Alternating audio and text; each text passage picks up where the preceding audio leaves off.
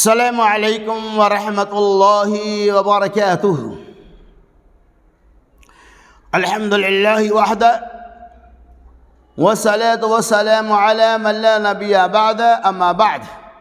معزز ناظرین کرام،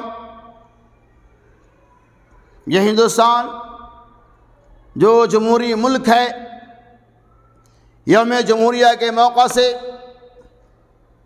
ہندوستان کے ہر کوشے کونے کونے میں یوم آزادی کا نعرہ بلند کیا جاتا ہے۔ بوڑھے جوان بچے سب مل کر یوم آزادی کی جشن مناتے ہیں۔ اس یوم جمہوریہ کے موقع سے جنگ آزادی میں شریک ہونے والے شہداء کرام کو خراج عقیدت پیش کیا جاتا ہے۔ اس یوم جمہوریہ کے موقع سے شہیدوں کے نام کو زندہ کیا جاتا ہے۔ اس یوم جمہوریہ کے موقع سے ہر کوئی جمہوریت کی خوشی کا اظہار کرتا ہے۔ میرے دوستوں، بزرگوں، عزیز ساتھیوں، یہ یوم جمہوریہ کیا ہے آپ کو سمجھنا پڑے گا۔ جمہوریت کا معنی ہوتا ہے آزادی۔ جمہوریت کا مطلب ڈیموکریسی، یعنی وہ حکومت جو عوام کے ذریعہ چلنے والی ہو، اسے ڈیموکریسی حکومت کہتے ہیں۔ جمہوریت کے اندر سارے لوگوں کا اختیار ہوتا ہے۔ جمہوری نظام کے اندر کوئی اپنا قانون نہیں چلا سکتا، بلکہ تمام لوگوں کے مشورے سے جو قانون پاس ہوگا اس کے اوپر عمل کیا جائے گا۔ اسے ہم جمہوریہ کہتے ہیں۔ میرے دوستو، آپ کو یہ بات اچھی طرح معلوم ہے، آج یوم جمہوریہ ہے۔ ہمارا دیش 1947 سے پہلے انگریزوں کا غلام بنا ہوا تھا۔ لگ بھگ 200 سال سے زائد تک اس ملک ہندوستان کے اوپر انگریزوں نے، سامراجیوں نے حکومتیں کی، اہل وطن کے ساتھ ظلم و زیادتیاں کی۔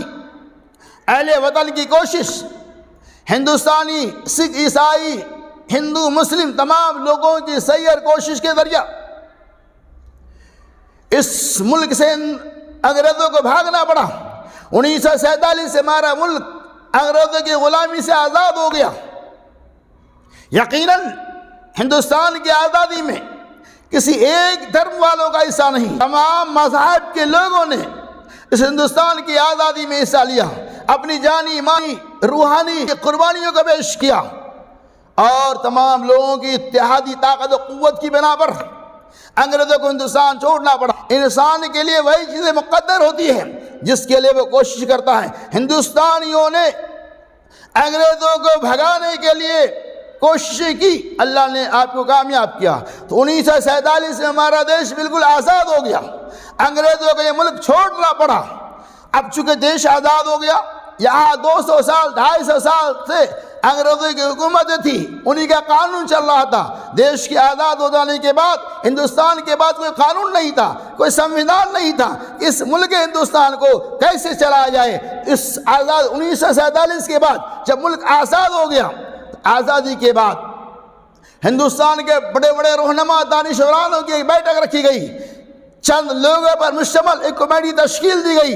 اس کمیٹی کے ذریعے یہ بات سامنے آئی کہ ہندوستان کے اندر ایک الگ قانون ہونا چاہیے۔ اس قانون سازی کے لیے تمام لوگوں کی متفقہ رائے سے بھیم راؤ امبیڈکر کا انتخاب کیا گیا، اور اس بھیم راؤ امبیڈکر نے ہندوستانی قانون کو لکھا، ہندوستانی قانون کو تیار کیا۔ 26 نومبر 1949 میں ہندوستان کا قانون تیار ہو چکا تھا، اور ہندوستانی قانون جب لکھا گیا تو دستور کے اندر یہ بات سامنے آ چکی کہ ہندوستان میں تمام لوگوں کو مکمل طور پہ آزادی رہے گی۔ تمام لوگ، ہندو، مسلم، سکھ، عیسائی، ہر کسی کو اپنے اپنے دھرم کے مطابق یہاں زندگی گزارنے کا، اپنے اپنے مذہب کے مطابق عبادتیں کرنے کا، پوجا پاٹ کرنے کا مکمل حق ہے۔ کسی کے اوپر کوئی پابندی نہیں۔ اس طرح کی قانون تیار ہو گیا، سنویدھان بن گیا۔ اور آپ کو میں بتاتے چلوں، اس سنویدھان کے لکھنے میں مکمل 2 سال 11 مہینے 18 دن لگ چکے۔ اس کے بعد 26 جنوری 1950 عیسوی میں ہندوستان کے اندر یہ قانون نافذ کر دیا گیا. یعنی 26 جنوری 1950 سے ہندوستان میں جو قانون تیار کیا گیا تھا اس کو نافذ کر دیا گیا اور یہ اعلان کر دیا گیا کہ ہندوستان میں ہر کسی کو مکمل طور پہ آزادی ہے، وہ جس طرح سے چاہے اپنے آزادانہ زندگی اپنے دھرم کے مطابق گزار سکتا ہے. یہ ہے جمہوریت.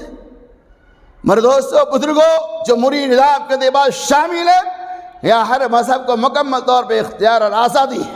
اسی چیز کا نام جمہوریت ہے، اور اسی جمہوریت کے لیے ہمارے آباء و اجداد نے تن من دھن کی قربانیاں پیش کر دی، خون کی ندیاں بہا دی اور ہندوستان کو آزاد کر دیا. اور یہاں ایک قانون بنایا جس قانون کے ذریعہ تمام لوگوں کو برابر رہنے، سہنے، چلنے، بسنے، کھانے پینے کا مکمل آزادی. بڑے افسوس کے ساتھ کہنا پڑتا ہے کہ آج جمہوری نظام جو قانون جمہوری نظام جو نافذ ہو چکا ہے، اس جمہوریت کے اندر ہر کسی کو حق ہے. یہی وجہ سے 26 جنوری جب آتا ہے تو ہندوستان کا ہر باشندہ ترنگا لے کے کھڑا ہو جاتا ہے اور ترنگا لہراتا ہے، ترنگا لہراتا ہے، شہدائے کرام کو خراج عقیدت پیش کرتا ہے. بڑے افسوس کی بات ہے یہ ملک و ہندوستان